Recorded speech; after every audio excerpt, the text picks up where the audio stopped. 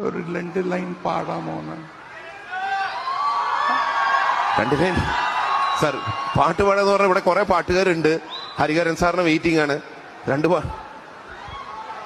ഞാൻ പാടിനാലേ അരുൺ വരും ഇവിടെ. നിങ്ങൾ പാടി അരുൺ വരും, ഉറപ്പാണോ? എന്നെ താലാട്ട വരുവാളോ നെഞ്ചിൽ പൂമഞ്ചം. അല്ല, ഇങ്ങനെ പാടി ഇവരൊക്കെ കൂക്കും സാർ. ശ്രുതി വേണോ? ശ്രുതി വേണം.